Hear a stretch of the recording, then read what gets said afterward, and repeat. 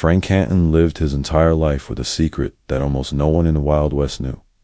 People called him a brave lawman, a tough sheriff, and a strong defender of order. But behind his calm face and steady voice lived another identity he hid from the world, almost like a shadow following him everywhere he went. His story did not begin with courage or honor. It began with fear, mistakes, and a name he later tried to bury forever. He was not born as Frank Canton. His real name was Joe Horner, and long before he ever wore a badge, long before people called him Sheriff Canton, he was just a young man trying to survive in a world that had no rules and offered no mercy.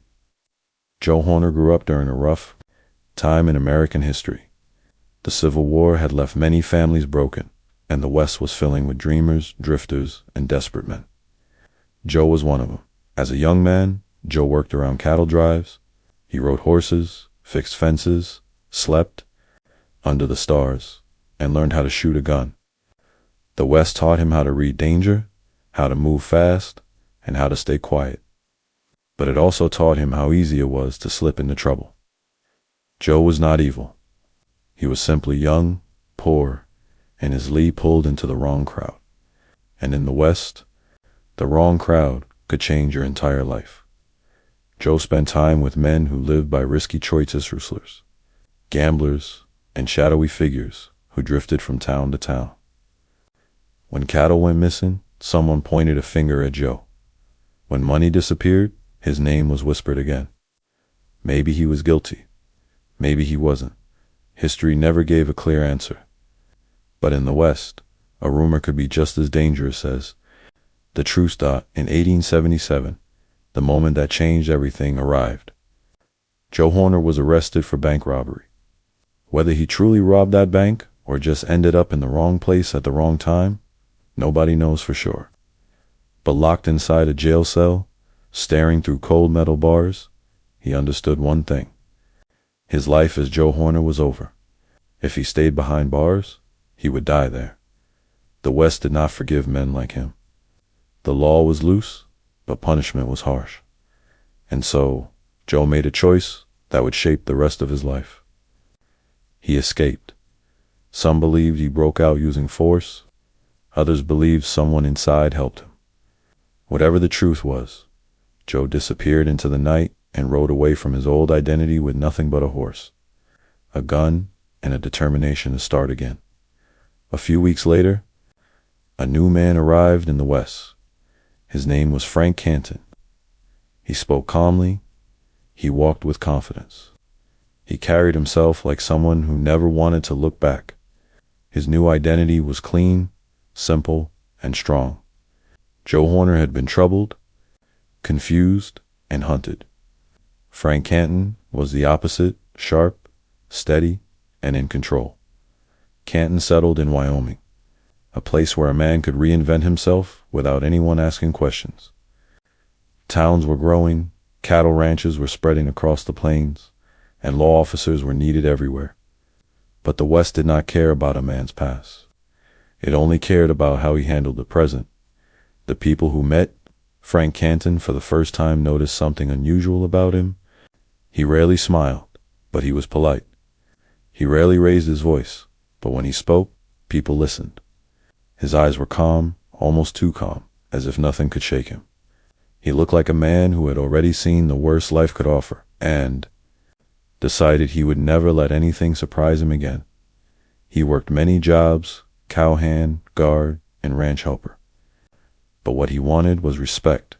He wanted to prove he was not the weak, accused young man he once had been. He wanted power, and soon he found a path toward it. Wyoming had grown rough and dangerous. Cattle theft was rising. Gunfights were common. The towns needed someone tough to stand between order and chaos. Frank Canton stepped forward. He became a stock detective, a job that required courage, focus, and a steady hand. He tracked thieves for miles, rode through storms, followed footprints across frozen ground, and faced men who did not fear death. Somewhere along the way, the townspeople began to trust this quiet, serious man. and Canton made sure no one learned about Joe Horner. He locked that name inside his heart and threw away the key. With time, he earned a badge. Sheriff Frank Canton. It was a title he wore proudly, almost like armor. But the truth is this: Canton did not rise because he was honest. He rose because he was determined, because he refused to lose, because he knew how the minds of criminals worked. After all, he once had been one. That knowledge made him powerful, it made him dangerous, and it made him the kind of man the West either admired or feared, a man who has buried his past, forged a new name, and stepped into a future filled with both opportunity and darkness. The world now saw him as a lawman, but deep inside, the shadow of Joe Horner still followed him, waiting to return Dodd-Frank. Canton's rise in Wyoming was not quick, but it was steady. The quiet stranger with the calm eyes slowly became a man people depended on. Every job he took, he handled with discipline. Every task he accepted, he completed without complaint. He was not warm, but he was reliable. And in the Wild West, reliability could turn an unknown man into someone important. As a stock detective, Canton learned more than most men ever would. He learned how thieves thought. He learned how fear worked. He learned which ranches had weak spots and which ranchers had powerful friends. He studied people carefully, always noticing the small details, how a man moved, how he talked, how he lied. This made him very effective. It also made him dangerous to anyone who crossed him. People began to see that Canton had a special kind of strength. It was not the loud, showy strength of a gunfighter. It was cold and controlled. The kind of strength that made men stop talking when he walked into a room. The kind that made troublemakers think twice before causing chaos. He never shouted, never bragged, never wasted words. He simply stood there, calm and unreadable, and that was enough. With time, powerful ranchers noticed him. These ranchers owned thousands of acres and tens of thousands of cattle. They controlled money, land, and influence. They needed someone smart, loyal, and fearless. Someone who would protect their interests, both legally and quietly. Canton fit that role perfectly. They offered him work, paid him well, and trusted him to handle delicate matters. Canton accepted their offers, not because he loved them, but because he understood the value of power. He had lived as an outlaw before. He knew what it felt like to be hunted, powerless, and desperate. He never wanted to feel that way again. Working for the ranchers gave him security. It also gave him something else: authority. Soon, Canton became sheriff of Johnson County. It was a major position, one that placed him above most men in the region, with a badge on his chest and powerful friends behind him. He became one of the most influential figures in northern Wyoming. Many people respected him, some feared him. A few whispered that he was too close to the cattle barons, but no one challenged him directly. Canton had built a new life so successfully that even his enemies believed he had always been a lawman. But something else was happening quietly across Wyoming. Something that would eventually pull Canton into the darkest chapter of his life. More people were arriving from the Eastport families, small ranchers, homesteaders, and farmers looking for a fresh start. They bought small pieces of land, built cabins, and tried to raise cattle. These settlers believed they had the same rights as anyone else, but the big ranchers did not see it that way. The cattle barons had ruled the land for years. They believed the open range belonged to them. They accused small ranchers of stealing cattle, whether it was true or not, and when cattle went missing, they blamed the newcomers. This created a deep tension, a slow-burning conflict that grew hotter with every passing month. Canton stood in the middle of this conflict. He was a lawman, but he was also tied to the cattle barons. When they said small ranchers were thieves, Canton listened. When they complained about settlers fencing land, he nodded. When they demanded action, he was the first man they called out. At first, it was simple. Canton tracked the suspected rustlers, arrested some, and warned others. But the tension kept rising. Settlers claimed the big ranchers were trying to push them out. The big ranchers claimed the settlers were criminals. Both sides were preparing for a fight. Canton, with his cold logic and strong belief in control, took the side of the cattle barons, not openly, not publicly, but quietly, behind closed doors. He believed in order, not change. He believed in strength, not fairness. And he believed loyalty mattered more than sympathy. But something deeper was shaping his decisions. Even if he never admitted it, he knew what it was like to be accused of crimes. He knew what it was like to run from the law. He knew what it was like to be powerless. These memories did not soften him. They hardened him. He did not want a world where everyone had equal power. He wanted a world where true authority belonged to men like him. Men who understood how dangerous freedom could be. As the conflict between settlers and ranchers grew, Canton began to change. He became more guarded, more distant, more calculating. The calm eyes that once looked thoughtful now carried something colder. He had chosen his side, and he was committed to it. Whispers started to spread. People said Sheriff Canton was too strict, too loyal to the cattle barons, too quick to act against small ranchers. Some settlers avoided him. Others watched him closely, waiting for the day he went too far. That day was coming, and when it arrived, it would not only shake Wyoming, it would reveal the darkest parts of Frank Canton's character. Canton growing in power, choosing his alliances, and drifting toward a war that would define his legacy forever. By the early 1890s, Frank Canton had become a man who carried two weights on his shoulders, the weight of authority and the weight of a secret past. Most people in Johnson County knew him as the sheriff who never hesitated, never backed down, and never showed fear. He walked with quiet confidence, the kind that made others move out of his way without a word. But inside him, something was slowly hardening. The conflict between the big cattle barons and the growing number of small ranchers was no longer just a rumor or a distant problem. It had become a pressure that pushed against every part of Canton's life. The lines between law, loyalty, and personal belief were beginning to blur. And Canton stood in the middle, trying to hold everything together in his own cold, methodical way. Canton believed the settlers were changing Wyoming too fast. He believed their fences cut the open range into small pieces. He believed their growing numbers threatened the power of the cattle baronsmen who had built their wealth before most settlers ever dreamed of heading west. But deep down, something else influenced him: fear of losing control. Canton had seen what happened to men without power. He had once been one of those men, and he would never allow himself to return to that place. As the tension grew, so did Canton's responsibilities. He found himself traveling from ranch to ranch, listening to complaints, mediating arguments, and quietly reporting everything back to the wealthy cattlemen who trusted him. In their private meetings, they spoke of troublemakers, rustlers, and undesirables. They treated the settlers almost like weeds that needed to be removed before they spread too far. Canton listened. He understood their anger, and slowly he began to believe their words. The big ranchers were not patient men. They were used to controlling the land, the cattle, and the people. Every missing cow, every new fence, every small ranch that tried to grow felt like an attack.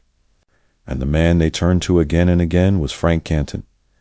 One cold evening, in a dimly lit room, a group of the most powerful cattlemen gathered around a large wooden table. Papers were spread out, maps were marked with small ranchers and voices were low and tense. Canton stood near the doorway, watching them, waiting for their instructions. One of the ranchers finally spoke. "Frank," he said, "this has gone on long enough. These small ranchers are a problem. They're stealing from us. They're blocking the range. They're making this county unstable." Another rancher leaned forward. "We need action. Serious action." Canton's face didn't change. He listened, silent and still. Then the oldest rancher in the room, rich, respected, and feared, looked directly at him. "We want a list," the old man said, "a list of the worst offenders. And when the time comes, we want them gone." Canton felt something shift inside him. A part of him, perhaps the part that still remembered being Joe Horner, knew this was dangerous ground. But another part, the part that valued power and order above all else, agreed with the request. Without showing emotion, he nodded. The next morning, Canton rode across the wide plains of Wyoming. The cold wind cut across his face as he visited small ranches, talked to settlers, and studied their operations. His mind was calm, focused, and distant. To him, this wasn't personal. It was duty, it was business, it was control. One by one, names began to form in his thoughts. Men who challenged the cattle barons, men who refused to be intimidated, men who dared to claim their own piece of land in a world Canton believed belonged to someone else. Among these names, one stood out. Nate Champion. Champion was brave, tough, and honest. He worked hard and never backed down from anyone. He wasn't a thief, but he was a symbol someone the settlers trusted. Someone the cattle barons feared, someone Canton believed could ignite rebellion if left alone.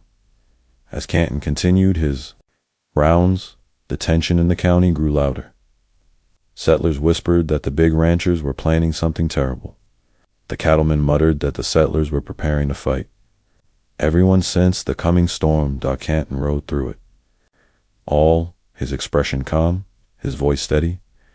But inside, his thoughts were turning darker. He no longer saw the settlers as neighbors. He saw them as obstacles. He saw them as people who didn't understand the rules of the land. And once a man became an obstacle in Canton's mind, he no longer saw that man as innocent. The cattle barons continued to pressure him. Meetings grew more secret, more urgent. More men arrived from out-of-state, men known for violence, men paid to solve problems quietly.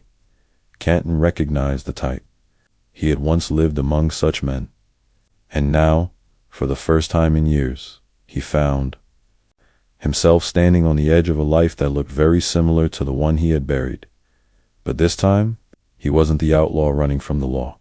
He was the Lord Canton, gathering names, gathering power, and stepping onto a path that would lead directly into the heart of the Johnson County War, one of the most violent and controversial events in Western history.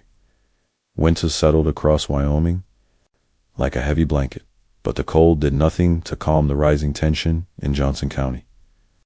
Every ranch, every cabin, every saloon carried whispers of trouble. People felt something dark moving beneath the surface, something organized and dangerous. And if anyone knew the shape of that danger, it was Frank Canton. Canton had spent months gathering information, studying the land, and marking names. He knew who the cattle barons feared. He knew which settlers were strong-willed and which were easily scared. And he knew that the coming conflict would not be small. It would be something the entire state would remember for decades. Inside his mind, the list was already complete. But the public never saw that list. It lived only in private meetings, in quiet conversations behind closed doors, in the thoughts of powerful men who believed they had the right to decide who could stay in Wyoming and who must disappear. Canton never wrote the names on paper. He didn't need to. His memory was sharp, organized, almost cold. He remembered faces, voices, and every small detail.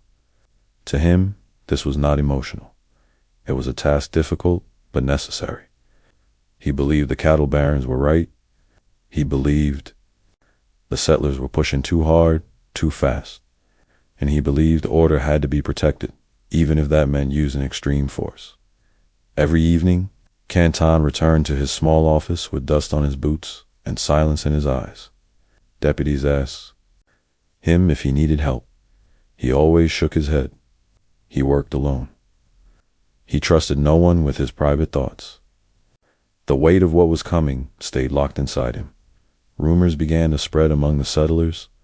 They said the big ranchers were planning a deadly strike. They said riders from Texas and Kansas had been seen traveling north. They said money was being collected to fund violence. People watched the roads closely. Families kept their children indoors. And lots of guns were being cleaned, loaded, and prepared. Canton observed all of this quietly. He watched fear grow. He watched anger rise. But he never stepped forward to calm the storm. He let it build. Because he knew something the settlers did not. The cattle barons were almost ready to act. One night, just after sunset, Canton received a message from a trusted cattleman. No names were written, just a time and location. Canton rode out under the dark Wyoming sky, letting the cold wind sting his face without flinching. He arrived at a large ranch house, lit only by lanterns inside. The room was full of men with serious expressions. They were not talking loudly. They were whispering. They were planning. Canton recognized every face: wealthy ranch owners, foremen, and hired men from other states. The air was heavy with smoke and tension. The oldest rancher stood up. "Frank," he said, "we're ready." Canton did not ask what they were ready for. He already knew. "We've hired 50 men," the rancher continued. "Good riders, good shots. They'll do what's needed." Another rancher unrolled a map across the table. Small ranches were marked with red ink. Roads were circled. Paths through the hills were drawn in thin lines. And at the center of the map was a single name written in large letters: Nate Champion. If Canton felt anything at the sight of that name, he didn't show it. Champion was strong, respected, and fearless. He was a leader among the settlers, the kind of man others followed. For the cattle barons, removing him meant sending a message. For Canton, it meant striking at the heart of the opposition. The room fell silent. All eyes turned to Canton. "You know the land better than any of us," one rancher said. "You know the men. You know the risks. We want you to lead this." Canton stood very still. The lantern light flickered across his face, making his expression look almost carved from stone. Leading this operation meant embracing a kind of violence he hadn't used openly since his days as Joe Horner. But now it would be under the cover of authority, under the claim of restoring order. After a long pause, Canton nodded once. The men in the room relaxed. They trusted him. They believed he could control the coming chaos.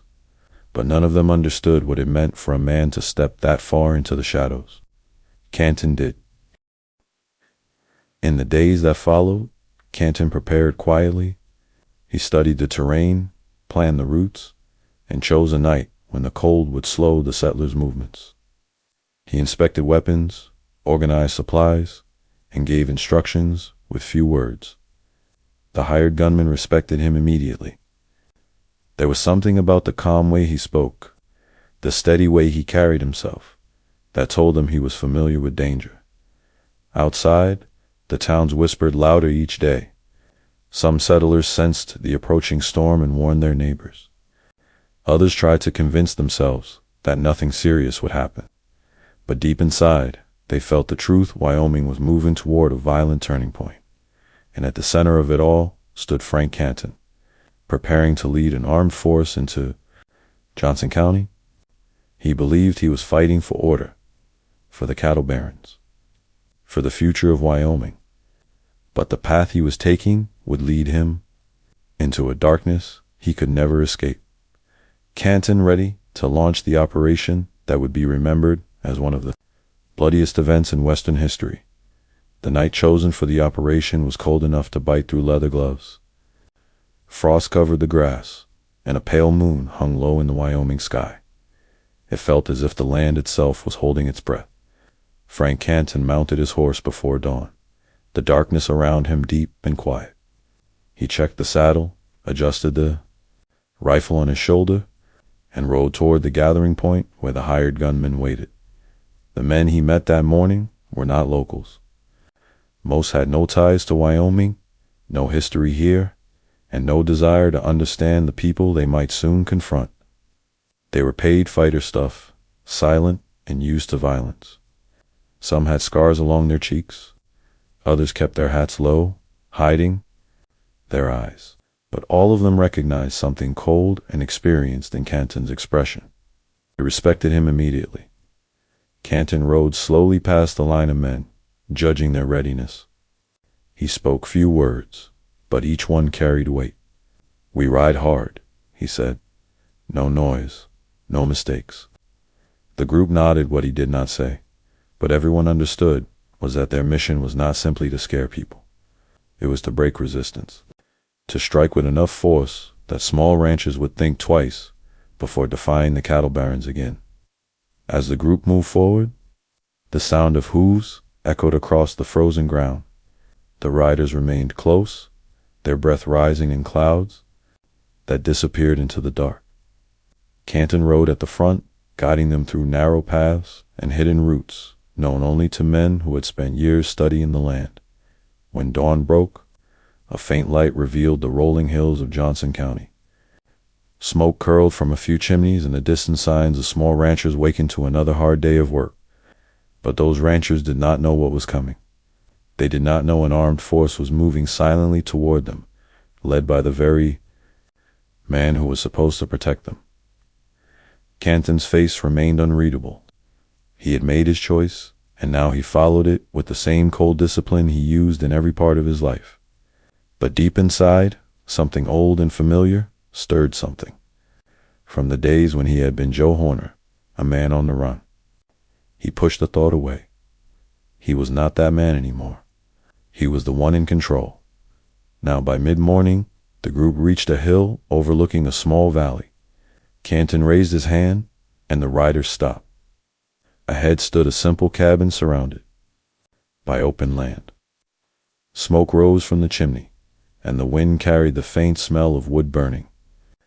The man inside was an A-champion. Champion was awake, alert, and preparing for another day's work.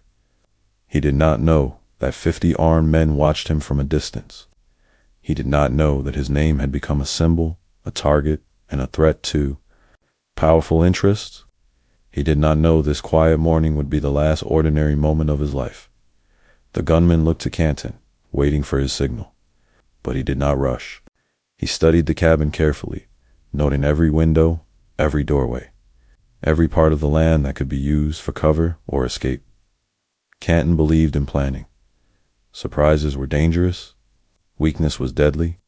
He refused to let either one happen under his command. Finally, he nodded. The riders split into groups, circling the cabin from different angles. They moved like shadows across the grass, rifles ready, breath steady. The cold wind made their movements even quieter. Champy noticed nothing. Not yet. As the men positioned themselves, Canton remained on the hill, watching every detail with sharp focus. He had led missions before, but nothing this large, nothing this permanent, nothing that could change the history of an entire county. But he stayed calm. Emotion had no place in what he was about to do. One of the hired gunmen reached the back of the cabin and signaled. Another positioned himself behind a small cluster of trees. Others waited near the front, prepared to fire if Champion stepped outside. Canton lowered his hand. A gunshot ripped through the cold morning air. Champion reacted instantly. He jumped back inside the cabin, grabbed his rifle, and prepared to defend himself. Bullets struck the walls. Glass shattered. Smoke rose as gunfire echoed across the valley. The battle had begun. From his position on the hill, Canton watched with a hard expression. He admired Champion's bravery any lawman would, but admiration didn't stop him from completing the mission. In Canton's mind, this was not a personal fight. It was a message, one the settlers would understand clearly once the dust settled. Champion fired from inside the cabin, hitting one of the hired men in the arm. More gunfire followed. The gunman shouted, ducked for cover, and reloaded. The smoke around the cabin grew thicker as bullet holes punched through the wooden walls.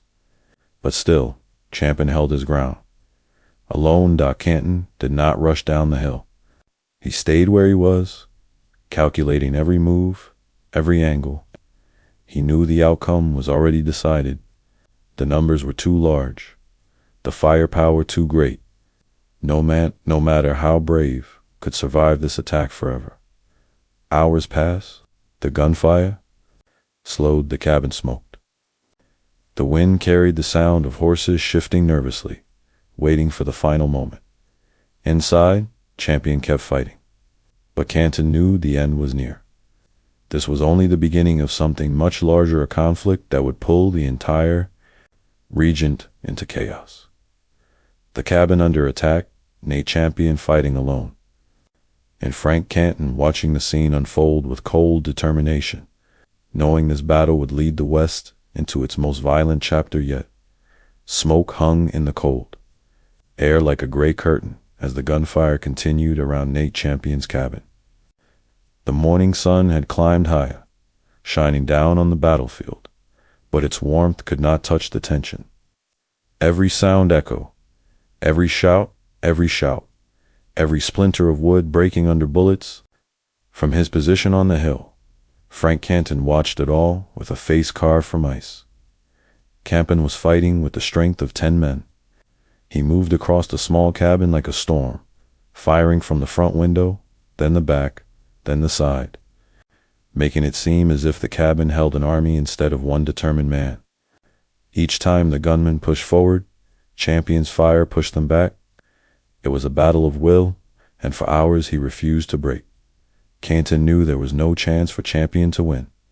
The numbers were too uneven, but something inside him quietly respected the man inside that smoking cabin. Champion fought with courage, honesty, and a sense of justice that Canton had long buried. For a brief moment, Canton felt the weight of what he had set into motion. But the moment passed quickly. He reminded himself why he was here.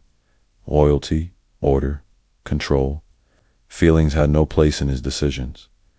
By midday, the gunmen grew restless. Bullets had chewed through the cabin walls, leaving large cracks open too.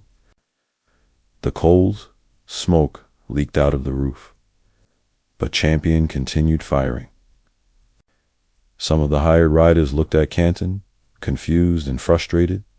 Why is he still fighting? One man muttered. God Canton answered without turning his head. Because he believes he's right. The gunman frowned, unsure whether Canton meant it as praise or insult. Canton didn't explain. He simply kept watching. The fight slowed as the gunmen reloaded and repositioned. Champion's shots became less frequent, but they still came sharp, precise, and defiant. At one point, he opened the door slightly and shouted out into the open air, his voice carrying across the silence. You'll have to kill me to take this place. It was the cry of a man standing up for everything he believed in. But to Canton, it was also a reminder. This confrontation had gone far beyond simple accusations of cattle theft. This was now about power, about who controlled Wyoming's future, and Canton had already chosen his side. Hours passed. The cold air cut deeper. The horses pawed nervously at the ground. Some gunmen whispered that maybe they should fall back, regroup, or even abandon the attack. But Canton ignored those comments. He had not come this far to retreat. Not now, not ever. Finally, he made a decision. He signaled to men to ride toward a nearby cabin for supplies. They returned with bundles of dry wood, kerosene, and torches. Canton spoke quietly, but his voice carried authority. Surround the cabin. Light it. The gunman hesitated. Burning the cabin meant sealing Champion's fate. It meant no turning back. But Canton's expression left no room for argument. The men moved quickly. Torches flared to life. Flames licked the base of the cabin, spreading slowly at first, then faster as the dry wood caught fire. Smoke turned darker. The heat pushed outward. Inside, Champion realized what was happening. He fired a few desperate shots, but the flames grew too fast. The wooden walls crackled. The wind pushed sparks across the yard. Still, Champion did not run. He knew running meant stepping into a hail of bullets. For a moment, everything went quiet. The gunman watched the burning cabin. Canton stood absolutely still, his face unreadable, his eyes fixed on the flames. But deep inside, something twisted, something he refused to acknowledge. He had once been the hunted man.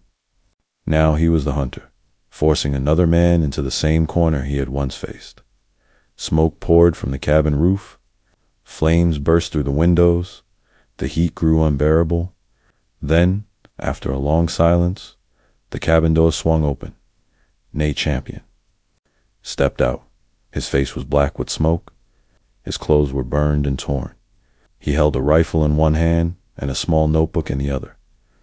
He had written in it during the long fight, leaving behind his final thoughts words that would later be remembered across the West. Champion took 2 steps forward. A gunshot rang out. The sound echoed across the valley. Champion fell to the ground, his rifle slipping from his hand. The burning cabin roared behind him, its flames swallowing the last pieces of his home. The gunmen lowered their rifles. Some looked away, shaken. Even the hired killers felt the weight of what had just happened. Canton stared at Champion still. Body, his expression didn't change, but his breath slowed slightly. For a moment, everything was silent except for the crackling fire. Finally, Canton spoke. "Mount up, we move." His voice carried no triumph, no anger, no sadness, only finality. The mission was complete, but the consequences had only begun. As the riders left the smoking ruins behind, a chilling truth settled over the land. The killing of Nate Champion would ignite a spark that would soon explode into the full force of the Johnson County War. And at the center of that storm stood Frank Canton, a man who believed he was shaping history, but did not yet realize that history would judge him far more harshly than he expected. The smoke from Nate Champion's burning cabin drifted 4 miles across the open land. It hung low, dark, and heavy, like a warning carried on the cold Wyoming wind. People who saw it in the distance did not know exactly what had happened, but they felt something terrible had taken place. And the fear that followed spread faster than the smoke. Frank Canton led his hired force away from the valley, keeping them close and moving fast. He said nothing during the long ride. His face stayed calm, but the silence around him felt sharp. The men riding behind him whispered quietly, unsure whether the morning's events made them proud, uneasy, or frightened. Even the hardest gunmen. Since they had crossed a line that could not be crossed again without consequences, Canton stayed focused. He believed he had completed the mission. He believed striking Nate Champion would send a clear message to every settler who dared challenge the cattle baron's power. But what Canton did not see not yet was that Champion's death would not end the conflict. It would ignite it. As the group rode deeper into Johnson County, word began to spread. Settlers had seen the smoke. Riders traveled fast, telling neighbors what they had heard. A group of hired killers had attacked Nate Champion. A large force was moving through the county. The cattle barons had declared war. Fear turned into anger, and anger turned into action. By afternoon, dozens of ranchers gathered. Some had rifles, others carried shotguns or old revolvers. They weren't trained fighters. They were farmers, cowboys, and family men. But they were determined. Nate Champion had been one of them, honest, loyal, hardworking. His death felt personal to every settler who struggled to survive on their small pieces of land. Meanwhile, Canton and his men continued riding toward another target, a small ranch owned by a man whose name appeared on the cattle baron's list. But they never reached it. A young rider appeared on the trail ahead, breathless and pale. He pulled his horse to a stop and shouted, "They're coming, the settlers. There are dozens of them." The hired men shifted nervously. Some cursed under their breath, Others looked to Canton, waiting for direction. Canton's face tightened only slightly. But inside he understood the situation instantly. The settlers were gathering far faster than expected. This was no longer a simple operation. It was turning into a full-scale confrontation. Without raising his voice, Canton ordered the men to regroup near a large ranch house known locally as the TA Ranch. It had thick wooden walls, a wide yard, and high ground nearby good for defense if the settlers attacked. The group rode hard, pushing their horses to the limit. By the time they reached the ranch, the sun was sinking. Canton inspected the property quickly, moving with sharp, measured steps. He mapped out firing positions, ordered barricades, and told the hired men where to stand. His commands were short. His mind was fast. He was preparing for war, and war was coming. As darkness settled, distant shapes appeared on the horizon. More riders, more settlers. Their numbers grew every hour. They surrounded the TA Ranch, keeping a safe distance but watching closely. Fires were lit. More men arrived through the night. Soon, the ranch was almost completely encircled. Inside the ranch house, Canton remained calm, but even he understood the danger. The settlers outnumbered his force. They knew the land better, and they were angry enough to risk their lives. One of the hired gunmen approached him. "Sheriff, we can't hold this place forever," he said quietly. Canton didn't. "Look up, we won't have to." The man frowned, confused, but Canton spoke no further. He believed the cattle baron's influence would protect them. He believed the settlers wouldn't dare attack openly, and if they did, Canton trusted that help would arrive. But help was far away.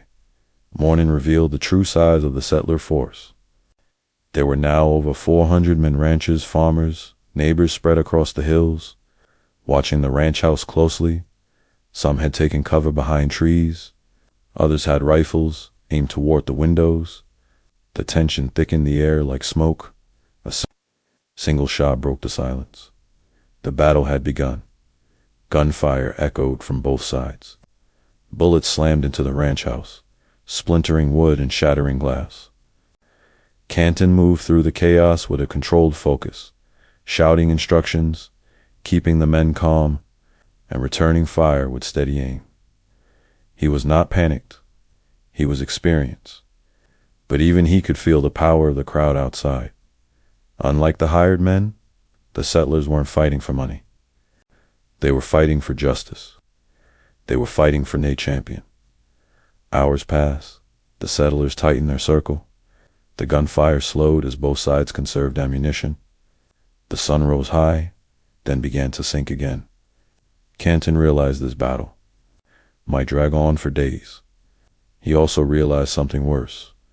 If the settlers rushed forward in a final charge, he might not survive. Night fell again. The ranch house was damaged. Horses were restless. Men were tired.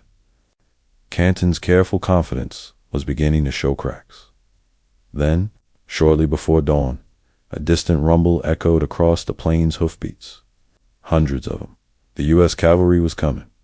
Canton looked toward the sound, and for the first time in many hours, his shoulders relaxed slightly. He knew what this meant. The cavalry would stop the settlers. They would protect him. They would protect the cattle barons. They would save the entire force from destruction. The cavalry approaching, the settlers surrounding the ranch, and Canton standing in the middle of a conflict he had helped create, knowing he was about to be rescued, but not yet realizing how much the world would judge him for everything that had happened. The soft, distant thunder of hoofbeats rolled across the early morning plains like a warning from the earth itself. The men inside the TA Ranch froze. Even the settlers surrounding the ranch paused and lifted their heads. The sound grew louder, clearer, faster until there was no doubt left. The U.S. cavalry was arriving. Frank Canton stood near a shattered window, watching the sunrise light the horizon. He listened to the hoofbeats with sharp focus, his expression unreadable. He had been waiting for this moment. He had expected it. The cattle barons had influence, money, and deep connections. They knew how to pull strings in far-off offices. Canton trusted that those strings would save him. Still, he felt something heavy in the air, something he didn't show on his face. The settlers were angry, desperate, and armed. If the cavalry had come even an hour later, the battle could have turned into a massacre. Canton understood this, and although he would never admit it, a small part of him knew how close he and his men had come to dying on that cold Wyoming morning. Outside, the settlers tightened their grip on rifles. Some cursed under their breath, others looked toward the oncoming riders with frustration. They had surrounded the ranch. They had the upper hand.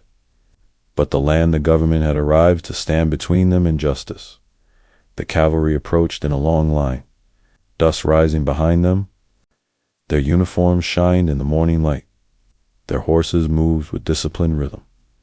It was a powerful sight, one that pushed back the settlers' courage, but also fueled their anger. Some shouted that this was unfair.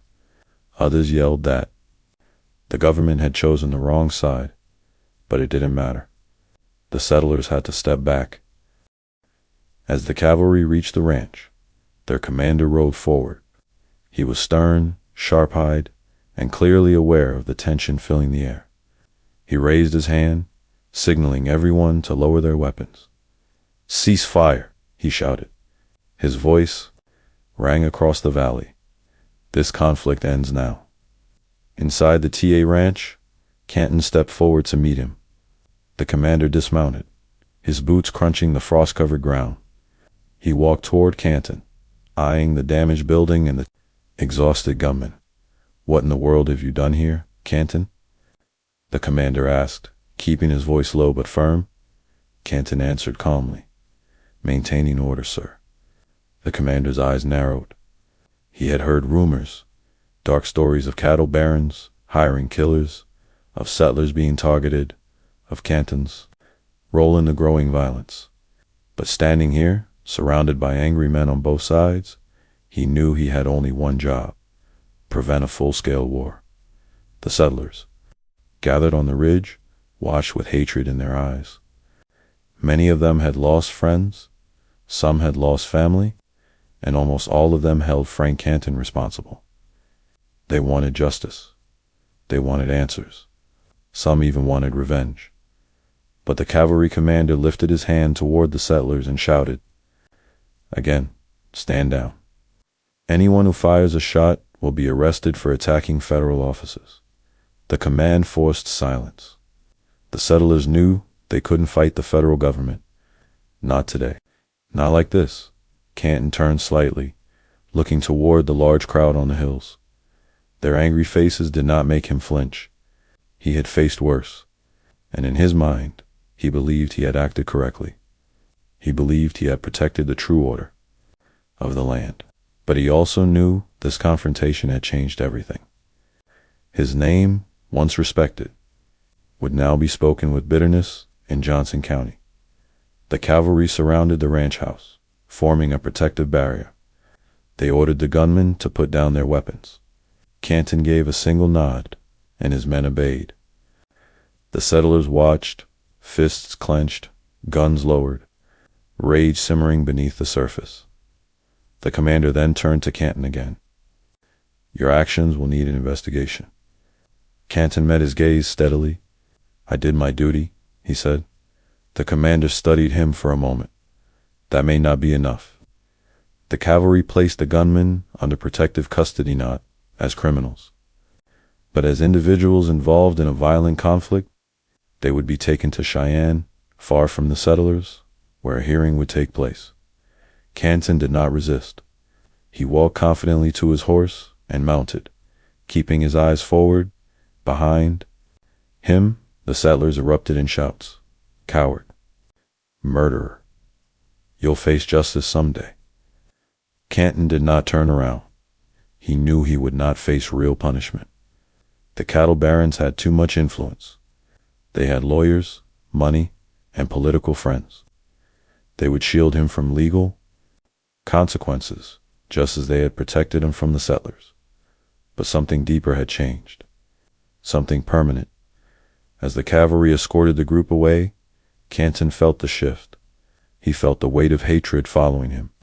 He felt the silent judgment of the land itself.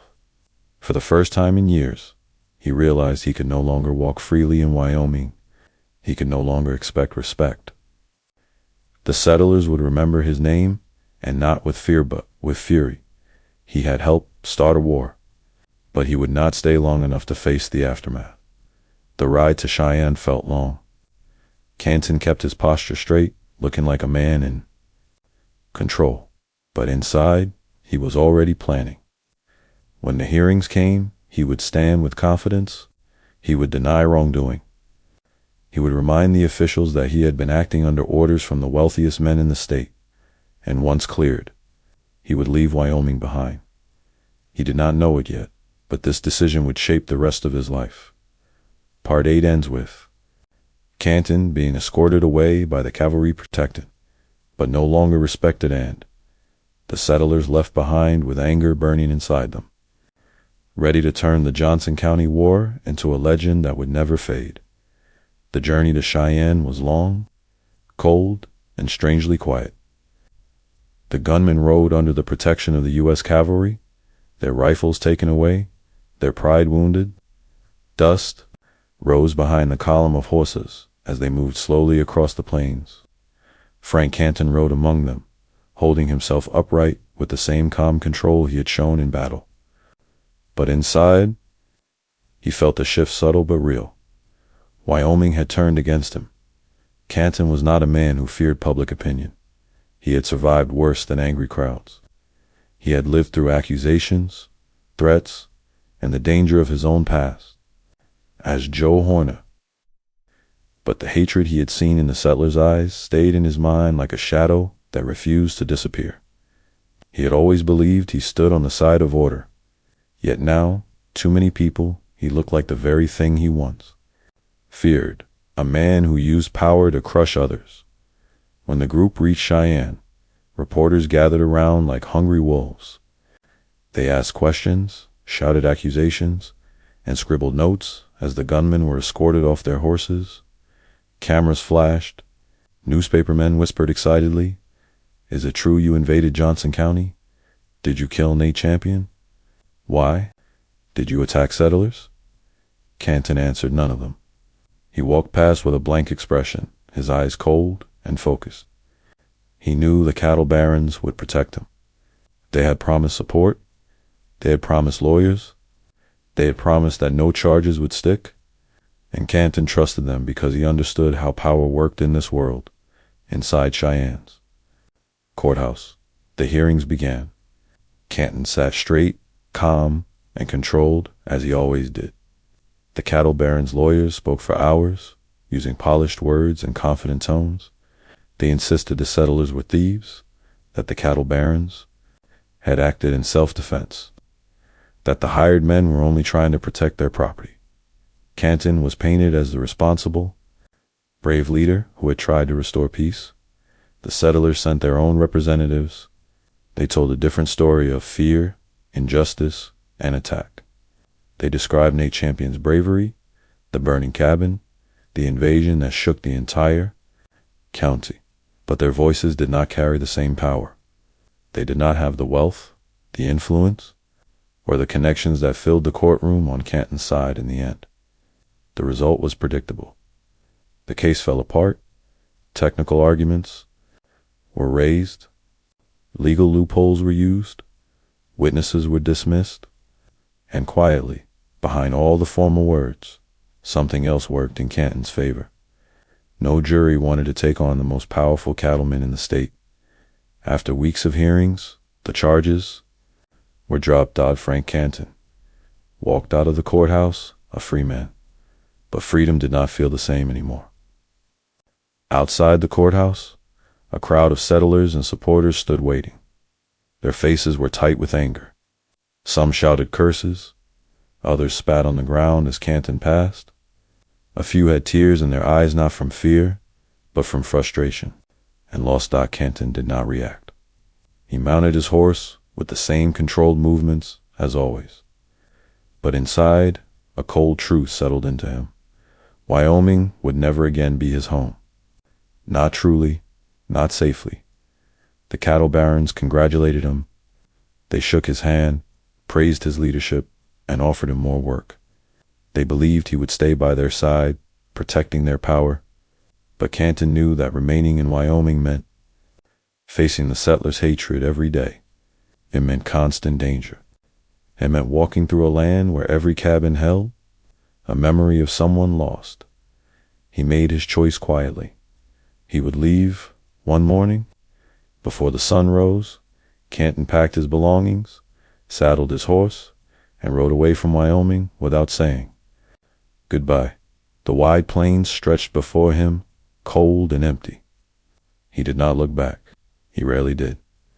His life had always been about moving forward, leaving old problems behind, burying his past, and building new identities when needed. He rode south through open land, stopping only for water and rest. Sometimes he slept under the stars, surrounded by silence. Other nights he reached small towns where strangers asked no questions. In those quiet moments, he allowed himself to think about everything that had happened: the burning cabin, the gunfire, the settlers' anger, the courtroom. He never doubted his actions. That was not in his nature. But he understood something clearly. The West was changing. The frontier no longer bent to the power of a few wealthy men. People were pushing back. Communities were growing stronger. And men like Canton, who enforced order through fear, were becoming symbols of an older, darker time. After weeks of travel, Canton reached Oklahoma Territory. The land was wild but growing, filled with settlers, cowboys, and towns rising from the dust. It reminded him of the early days of Wyoming, rough, unpredictable, full of opportunity. Here, he saw a chance to start again. He visited the federal marshal's office, introduced himself, and offered his experience. The officials listened closely. They knew his reputation. They understood he was tough, disciplined, and unafraid of danger. And they needed men like that. The territory was full of outlaws, bandits, and fugitives. A strong hand was required, so once again, Frank Canton reinvented himself. He became a U.S. Deputy Marshal, working alongside other legendary lawmen. The badge on his chest was bright and official, and the people around him respected him. His past stayed quiet, hidden beneath this new role, but shadows follow every man, no matter how far he rides. Canton stepping into a new life in Oklahoma stronger, older, and more determined than ever, yet carrying the weight of a violent legacy he could never truly leave behind. Frank Canton's new life in Oklahoma Territory began quietly, without celebration, without questions, and without the heavy eyes of angry settlers watching his every move. Here, the land was still young, still shaping itself, still deciding what kind of place it wanted to become. In Canton, as he had done before, blended into this new chapter as if he had always belonged. He carried scars from Wyoming, not on his skin, but in his memories, images of burning cabins, gunfire echoing through the hills, and crowds shouting his name with hatred. But he pushed those memories down deep, burying them under the duties of a U.S. Deputy Marshal. In Oklahoma, he found men who respected strength more than stories. Lawmen like Heck Thomas and Bill Tillman worked the territory with firm hands. They hunted dangerous fugitives, stood against brutal gangs, and rode into towns where the rule of law was still thin. Canton fit into this world with surprising ease. He was older now, calmer, more controlled, but he still carried the same cold determination that had defined him for years. People around him noticed something unusual about him. He did not talk about his past. He did not brag about his work. He did not share personal stories around campfires. When asked where he had come from, he gave short answers. When asked about Wyoming, he changed the subject. Canton knew silence. created a kind of mystery that only made him seem more powerful. Men respected him, women admired his quiet confidence, and criminals feared his reputation. For a time, Canton seemed almost at peace. He tracked down outlaws with sharp eyes and steady hands. He arrested thieves, protected stagecoaches, and rode across the wide territory with a sense of purpose that felt clean and simple compared to the chaos he had left behind in the north. The badge gave him authority, and he wore it with the certainty of a man who believed he had finally outrun his past. But the truth was this: a man cannot escape who he is, not forever. Little by little, whispers from Wyoming drifted south. Newspapers wrote about the Johnson County War, retelling the story in different ways. Some called it a tragedy, others called it a crime, but almost all of them mentioned Frank Canton. They spoke of him as the leader of the invasion, the man who directed the attack, the man who stood behind the burning cabin. Canton read these articles quietly, then folded them away. He did not argue. He did not explain. He simply refused to acknowledge that the words bothered him. But late at night, when the world was dark and the wind moved softly across the plains, the memories returned with sharp clarity. He remembered Nate Champion's courage. He remembered the settlers surrounding the ranch house. He remembered the hatred in their voices. No matter how far he rode, those echoes followed him. Years passed, the West began to calm. Railroads grew, towns expanded, law and order spread across land that had once belonged only to storms, dust, and silence. Canton grew older too. His hair turned white, his posture softened, but his eyes remained sharp, like steel that refused to rust. Some younger lawmen admired him for his discipline. Others avoided him, sensing the weight of a man who carried secrets. Too heavy to share, Canton did not mind. Solitude had always been his companion. Eventually, age pushed him into a quieter life. He settled in Oklahoma, where he lived with his family and spent long afternoons sitting on his porch, watching the land change around him. He spoke rarely, smiled even less, and carried himself like a man who had seen too much to be impressed by anything new. Neighbors knew him as an old lawman, strict, silent, and steady. Few knew that he had once been Joe Horner, the outlaw. Even fewer knew he had commanded a private army and become the central figure in one of the West's most infamous conflicts. Canton never shared those stories. He never confessed. He never apologized. He never explained why he had chosen the path he did. To him, the past was not something to talk about. It was something to bury. In September 1927, at the age of 78, Frank Canton passed away quietly. There was no dramatic moment, no final confession, no emotional speech. He simply slipped away, leaving behind a legacy made of shadows and steel. Only after his death did historians uncover the truth. They connected the pieces: Joe Horner, the outlaw, Frank Canton, the lawman, the Johnson County War, and the long silence that followed. Slowly, the full picture emerged, and the world realized that Canton had lived two lives, each one shaping the other. Some people judged him harshly. Some said he was a villain hiding behind a badge. Others said he was a product of a brutal time. But all agreed on one thing: Frank Canton was one of the most complicated men the American West had ever produced. He was not simply good or evil. He was a man shaped by survival, by fear, by loyalty, and by the unforgiving land he lived on.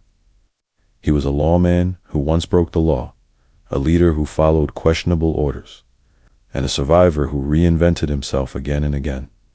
He carried power like a weapon. He carried secrets like armored dot, and he carried his past all the way to the grave. The story of Frank Canton reminds us that the West was not built by perfect heroes or simple villains. It was built by men struggling with their own storms, men who stood in the gray space between justice and ambition. Canton lived in that gray space, quiet, steady, and unshakable. a man who created his own name, a man who shaped his own destiny, a man whose story will always remain both legendary and unsettling.